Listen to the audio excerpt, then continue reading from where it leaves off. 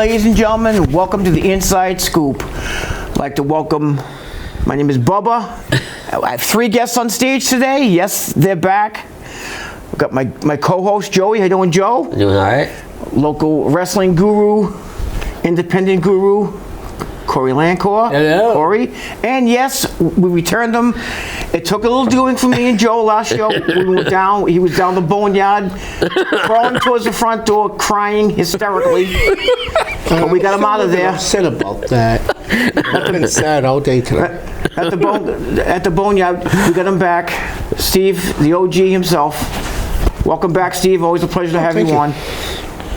Well, we have a very busy show to get to today. A lot of things to talk about. Hopefully, we'll have some fun this show, and we will get a little bit more of a conversation going with Steve today.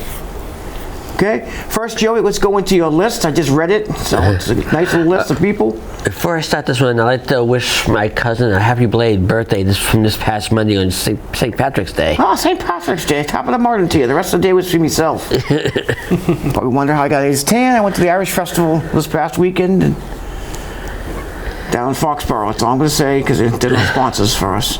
Good time. First is Mr. Kennedy. Kennedy. Young Mr. Kennedy squared. Is it John F. Kennedy or Robert Kennedy? No. Mr. Kennedy. I know. A.K.A. Ken Anderson. Okay. March 6th, 49. 49. Wow. The son of Ric Flair and the brother of Charlotte Flair. Who doesn't go woo? David Flair. Yes. He used to wrestle in WCW. Yes, he did. Remember when he was a lunatic on that show? Yes, he was. Did he get beat up in the shower? Yes, but we won't go into any of his matches. Okay. I don't think it was a match anyway, but March know. 6th. 46. And what are you showering with him for? I don't know. You shower buddy or something? No. I just remember a segment. That one's for our director. No bad jokes. Steve's over there cracking up. He's trying not to hold a smile. Was that late 80s, early 1990s WWE star Killer Khan? Killer Khan, yes. Legendary. Managed by Fred Blassie and, I believe, the Grand Fuji, Wizard. right? Was it Fuji who did him? Okay, Steve, you probably... At one time, Mr. Fuji. Yep. March 6th. Val Venus. Hello, ladies. March 6th, 54. Wow, Sean's 54 already. He haven't been the same since they went chop chop. You weren't here last show. You weren't here, so we won't go into that at all. Maybe later I'll mention that if I have a couple of minutes. I love you. Bruce Pritchard, a.k.a. Brother Love. Now, excellent trivia question. I know I shouldn't be going off topic at all, but quickly. The Undertaker had 3 managers. Name them. Paul Heyman, WCW, Brother Love in his start in WWE, and then Paul Bearer. That's 3. But who was the other one? Wait. Think about it. I'll come back to it. I think he might know. It was only 6 matches. The man who brought Undertaker to the WWE. Jim Ross. Oh, Jim Ross. Jim Ross. Jim Ross was his manager. He came out with a hat. That. He never talked. Okay. He would put his hat down and leave. Okay, That was in between Brother Love and Paul Bearer. But didn't it? Actually, DiBiase brought him to his team. Yes, he did. Survivor Series 1989. Yeah, I did not get that right. Okay, cool. March 7th, 62. March 7th. Oh, yeah. All right. 62. Nikita Koloff. Yes. No, Daniel Bryan's not here. Ivan Koloff's nephew. That's what he was promoted as, and he wasn't. March 9th, 66. Nikita 66? Oh my God, I'm old. Rick Steiner. The dog-faced gremlin. Braun Breaker's daddy. March 9th, 64. Steve, can you give him a milk bone, please? What happened? Moondog Spot Day's grandson wants a milk bone. Or you get one of those ones like Moondog used to have. A big bone. Give him a big bone. Actually, they sell those kinds of bones over at the local store. Yeah, you probably still eat them. Steve eats them still, so don't worry about it. Next. Melina. Who I met, World of Wheels, years ago, directly. March 9th. And she is okay. There's rumors spreading that she had passed. There's rumors spreading that there was a problem with her. She had problems during the wildfires. A lot of people don't know this. She's okay though. She's fine. Yeah, she pronounced herself fine. I'm friends with her on Facebook. I think I met her at an independent show once. Yeah. She could have been on a black block. I forget. It's been a while anyway. March 9th, 46. Bray Wyatt's widow, JoJo Offerman. Offerman, yes. Who also happens to be the daughter of a former Red Sox player. Yes, Jose Offerman, shortstop. I'm not going to go into his story. March 10th, 31. Okay. Chad Gable. Thank you. Did you mean gracias? Oh yeah, gracias. He's doing the luchador thing. And I knew the box that he was given. I knew it was going to be a Feel mask. free to chime in with anything over there, you know. Mr. America 2.0. Yes. March 8th, 39. This next guy, his brother teamed with Kurt Angle and Shelton Benjamin. Oh, it's true. It's definitely true. Russ Haas. Yes.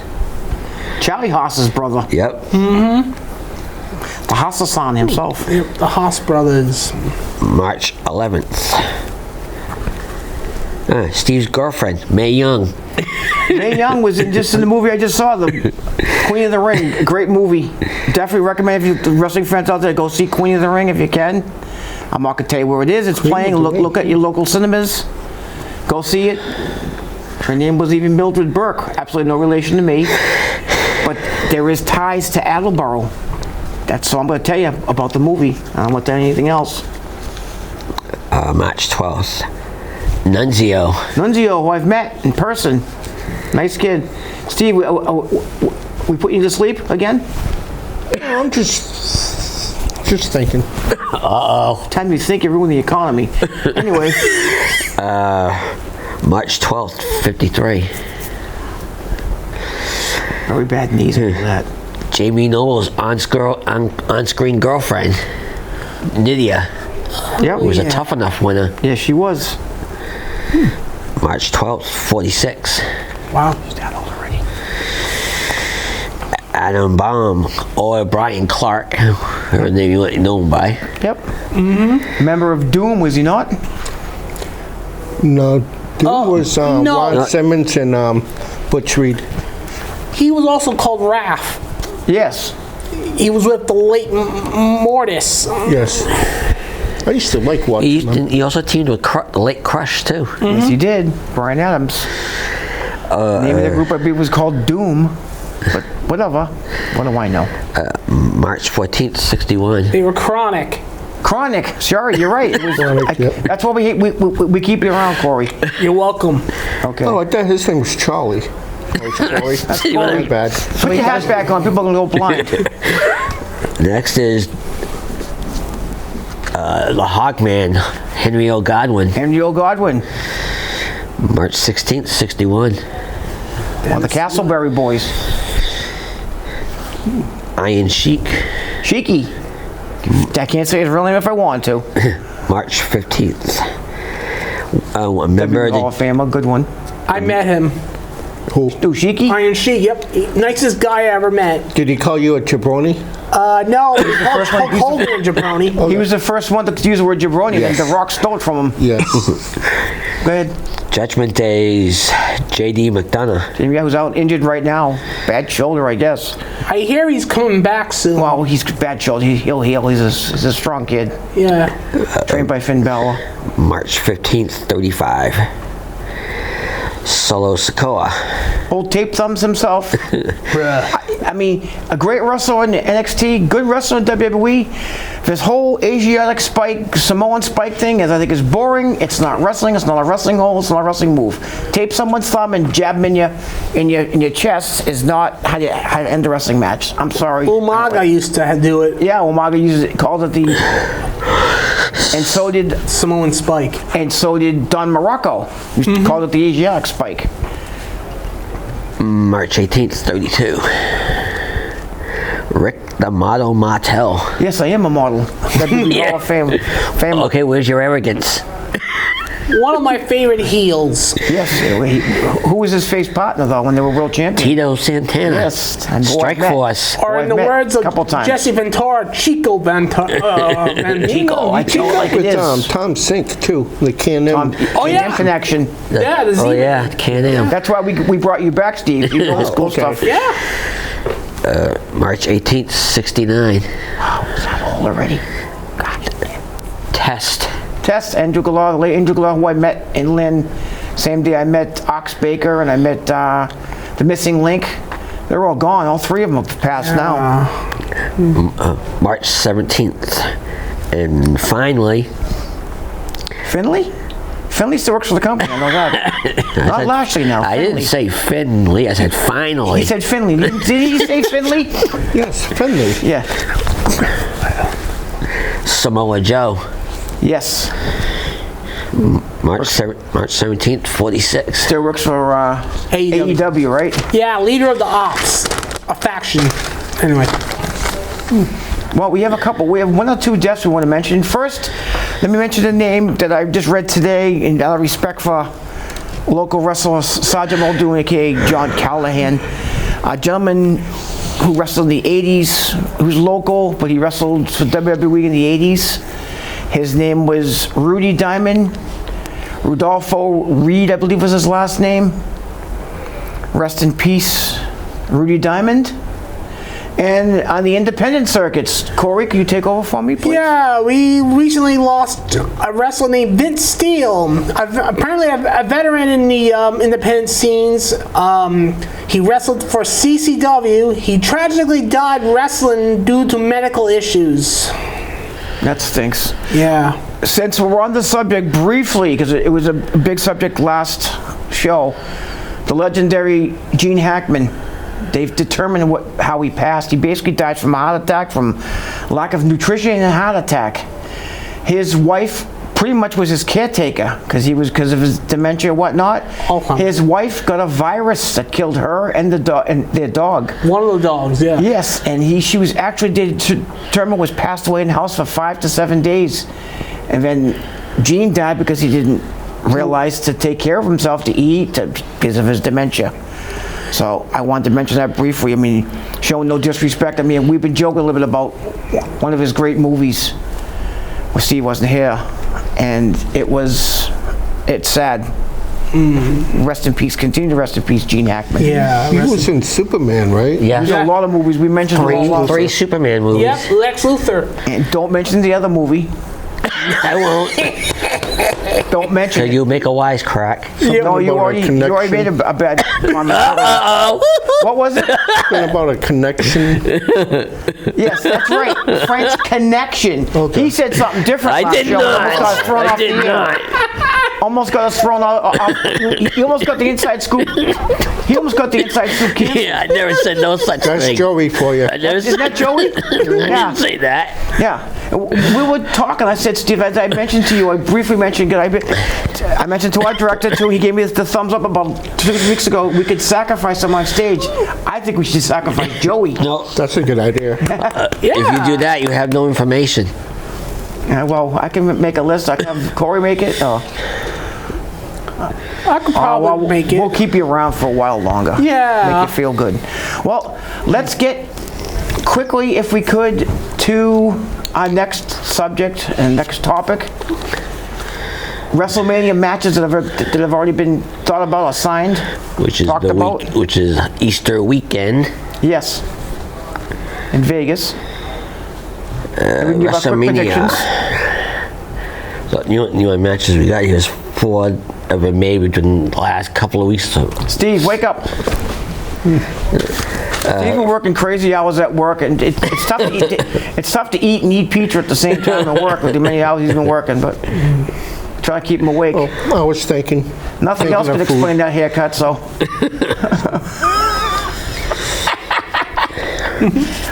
He's gonna kill me after the end of the show. It's all right though. okay, the world title, Gunther versus Jey Uso. Who's gonna win the match? Me, I think.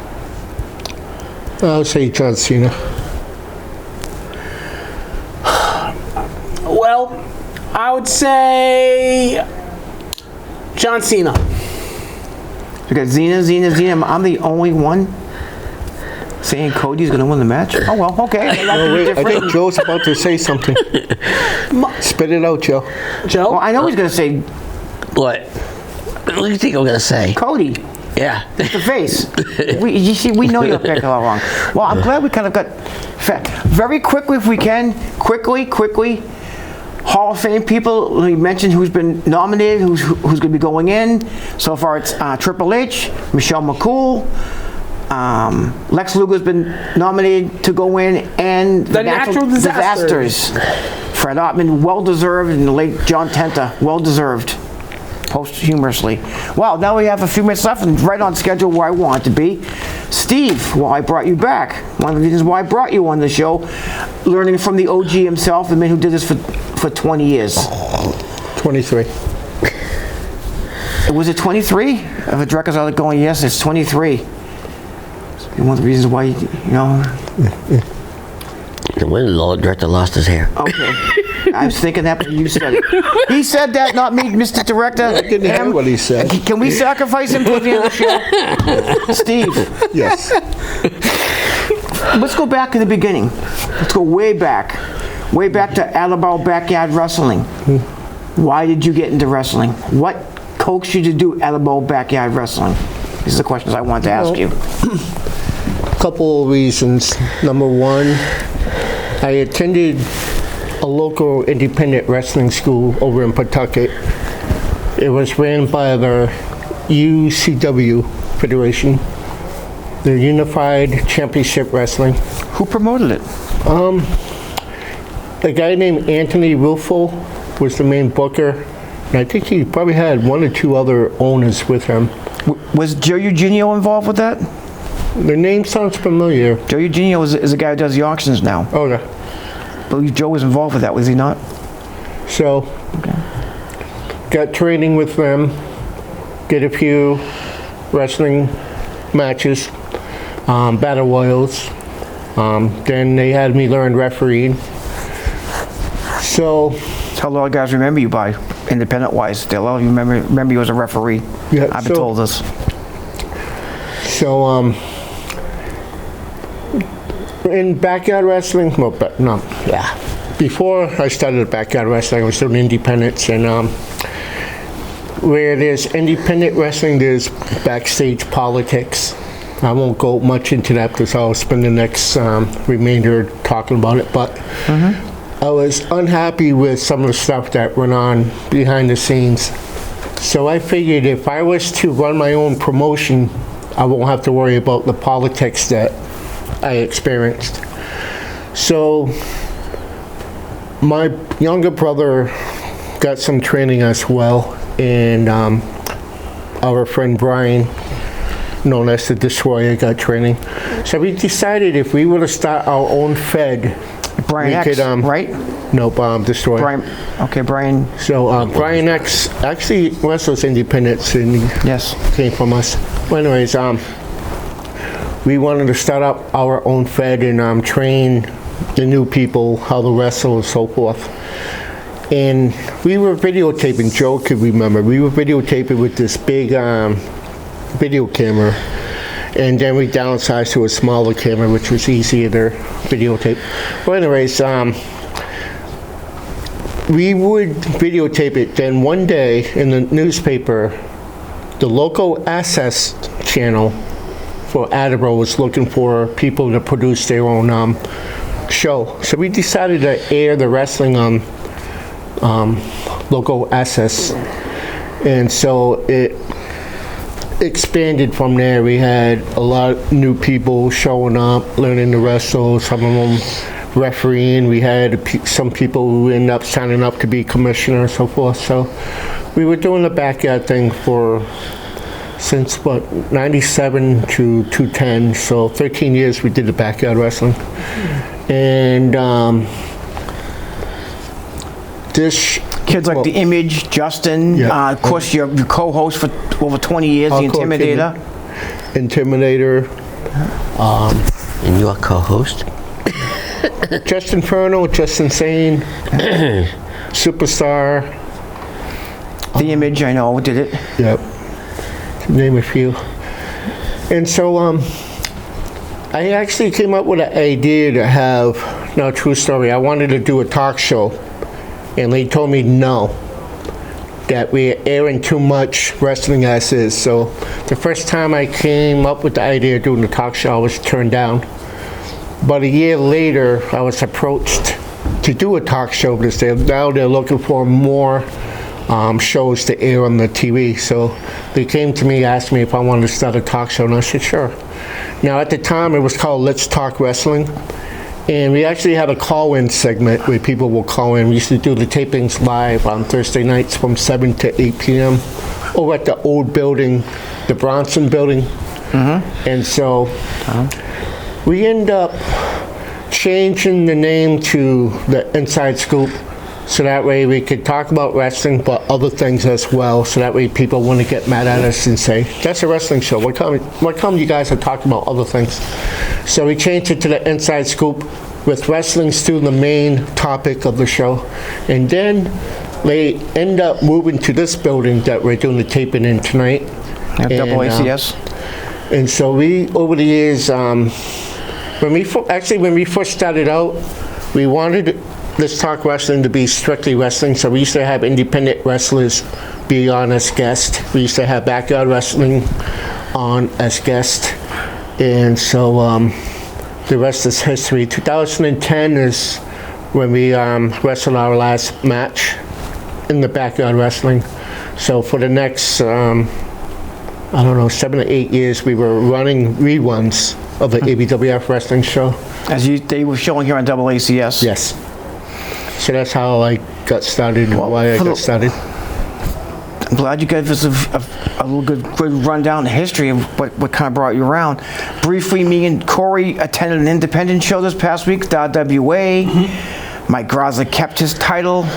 Mind the race of Mike Graza. I just, a few folks who don't know, who don't watch independent wrestling, suffered an injury. I know he broke his ankle. I should be out for a bit. I wish him well. Masked Gladiators wished him well. Proving Grounds, who is recently a champion in both these other promotions, wished him well. I wish my prayers and thoughts are out there for Mike Graza and his family. Hope he heals up. Great wrestler, great independent wrestler. There's a wrestling show I'm wearing, DJ Powers, which is a pro wrestling local show. He just became their champion. Nice young kid. Strong young competitors. Well, I can't believe the show's over. Thanks again, folks. See ya. Bye.